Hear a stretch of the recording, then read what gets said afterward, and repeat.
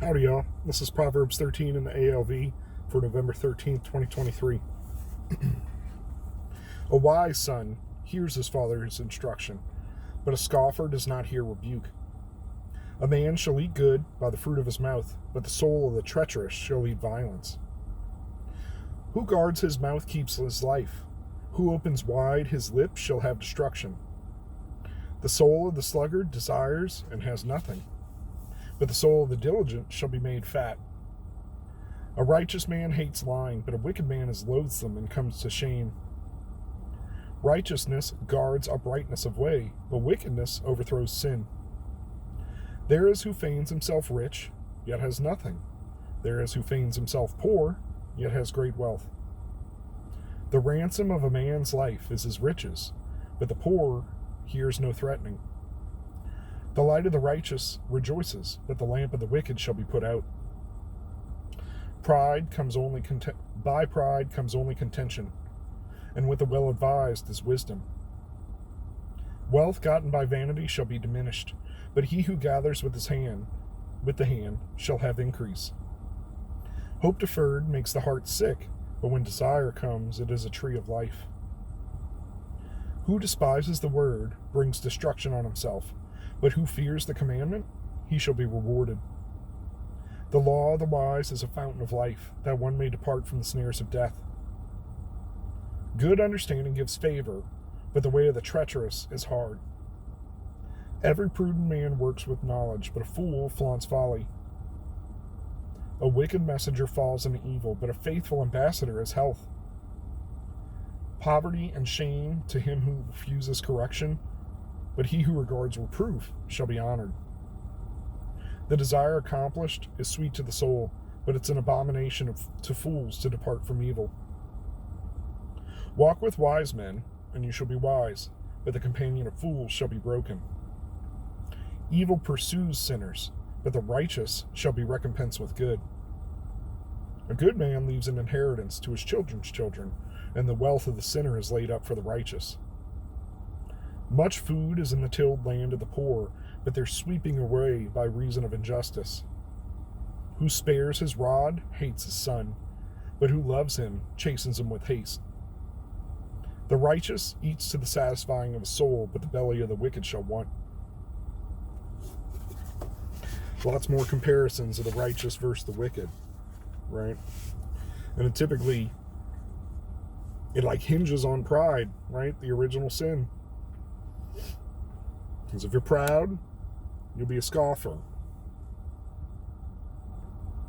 If you're proud, then you're willing to cover up the wrongdoing that you get, or by which you get riches or success, right?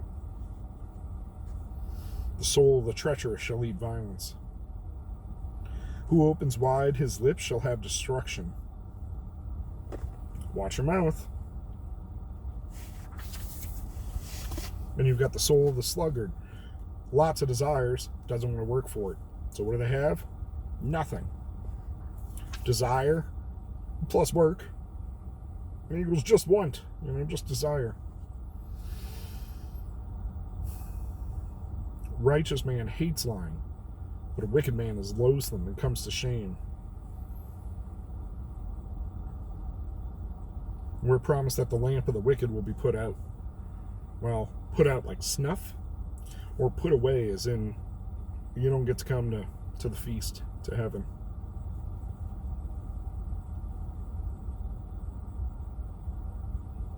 Good understanding gives favor, but the way of the treacherous is hard. Life ever seem exorbitantly or unreasonably hard or unexplainably hard? Trying to do all the right things. Why is this not working? Well, you're doing it with your own understanding.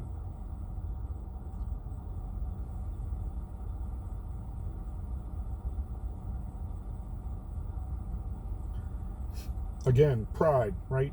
Poverty and shame come to him who refuses correction. But if you regard reproof, you'll be honored. You got a soft enough spirit to hear the criticism and respond to it. You'll get honor and you'll correct your path and you'll have more success. It's an abomination of fools to depart from evil. It's like one of the things you hear. I can't be a Christian. There are too many rules. There are not too many rules, man. It's a relationship. I don't know how many rules you have, with your significant other, but I'm sure that there are some specific lines that you shouldn't be crossing. Not cool, man.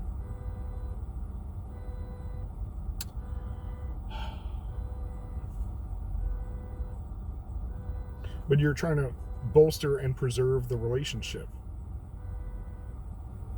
That's not cool, dude. Evil pursues sinners, right? You reap what you sow.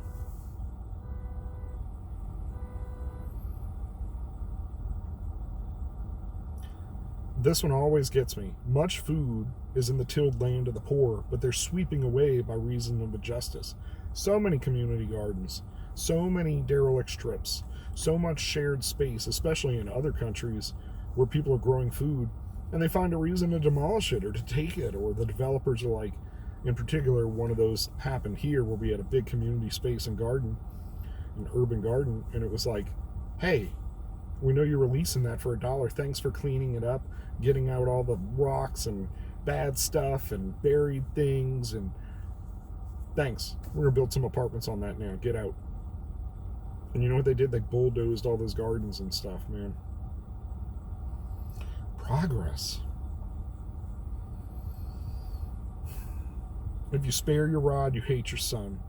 But if you love him, chasten him with haste. I mean, self-explanatory, dude. Look at our society. I watched a clip yesterday of a girl in a classroom, give me back my phone, chasing the teacher out the classroom. I need my phone. I need my phone. I need my phone. And then pepper sprayed the teacher. Look, man, equal rights, equal lefts. I realized that teacher had to respond in a certain way or face, the court of judgment. But do you want to get body slammed, girl? Because if you're going to pepper spray me, I'm going to incapacitate you, okay?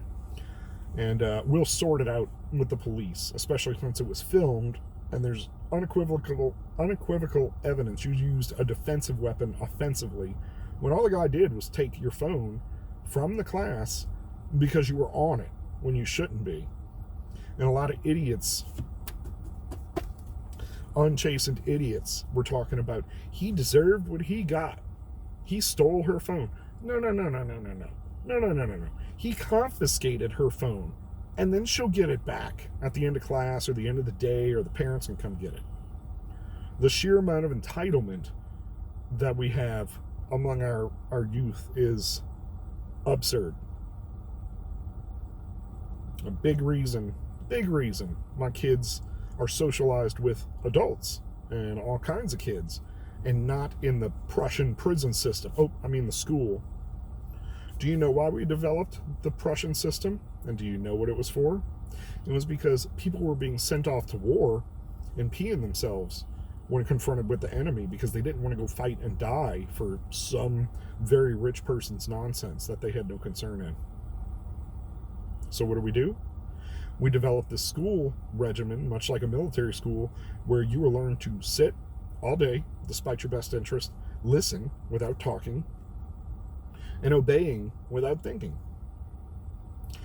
So now we even have that model that's completely failing because we're not actually teaching these kids anything. So we're graduating idiots.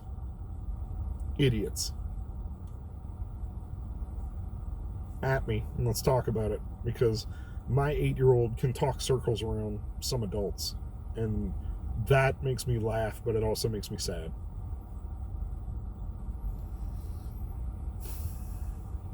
Finally, on pride, the righteous eats to the satisfying of the soul, but the belly of the wicked shall want. If you have the wrong perspective of yourself, you'll never be satisfied. You need to learn to be satisfied in all things.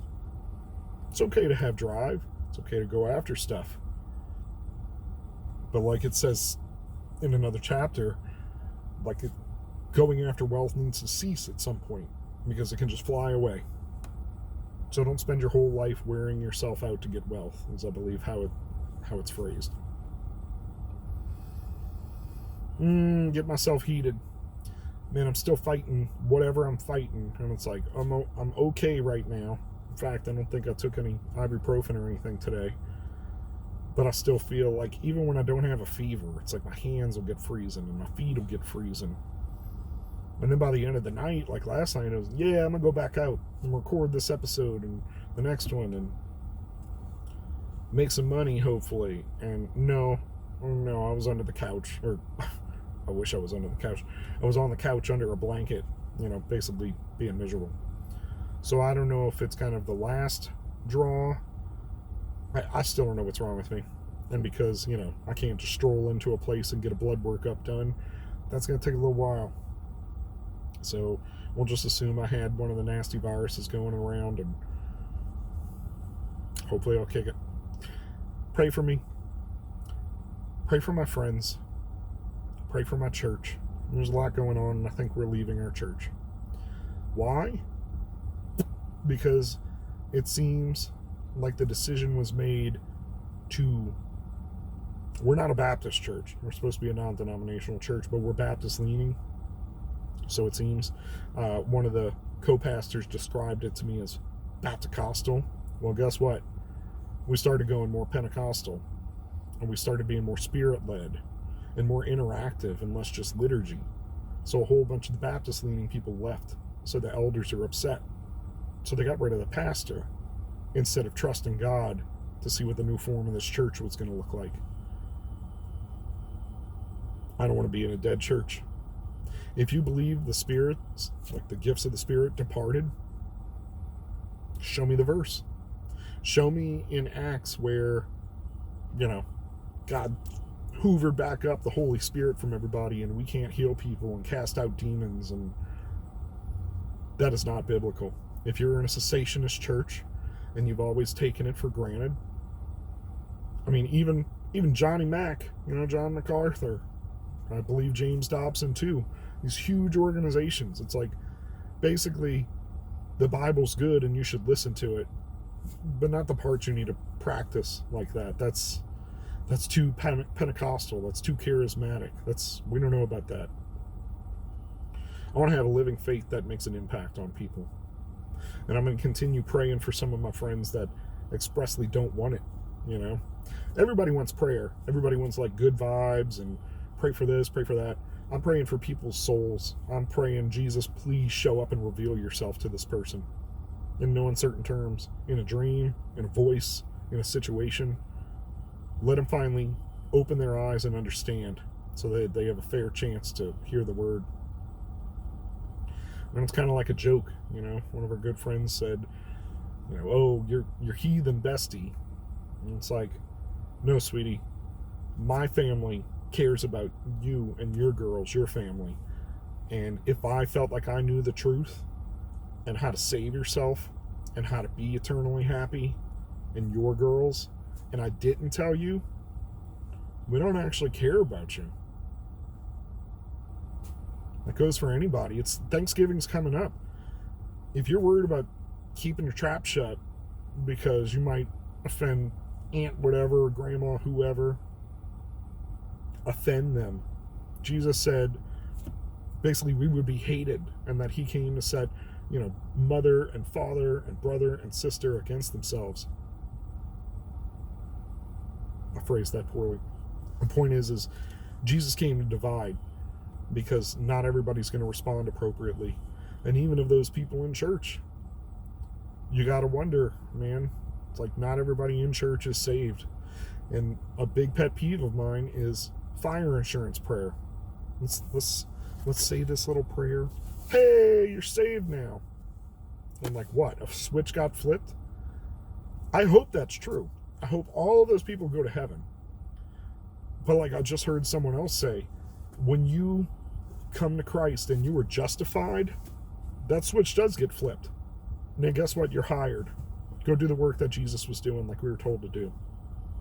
Your salvation is not dependent on that, but demonstrating your salvation through those things should be obvious.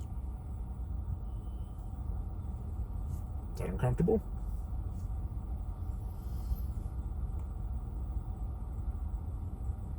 Also, I want to note, this is not like the Catholic view where you got to build up some works so that you can get within the treasury of grace, right? You get grace handed down to you for that. It's not the same. That's not what I mean. If you are really on a walk with somebody, you're going to become more like them. If you're really walking with Jesus every day, you're going to become more like him. Jesus said he did the work that he saw his Father doing. So, like, why didn't Jesus just heal everybody? Like, boom, everybody's healed. Not everybody's heart was in the right place. Not everybody was in the will of the Father. And I've asked that question before too. Shouldn't you just walk around like, boom, you're healed? Well, I think that's, how can I put it? I think that's the verse about Lord, we healed the sick, cast out demons, we did all these things in your name. Jesus will make good on his name and what he said it'll do. But if you're just using it like a prideful, powerful magic trick, look what I can do. It's not it, man. Can't tell, I got a lot on my mind today. And I wish I had better Christian friends that I could go and hang out with and talk about this, but my dudes I've been hanging out with, they don't want to talk about this stuff. We have an accountability group, and that's awesome, and we talk about what's going on in our lives, we pray for each other, but look, I need a group of cats that want to get theologically deep and confident in what they believe so that they can share it with others. All right. It's about time to go in and get the thing I need and then head to the job that I got. So let me say, go with God, be blessed.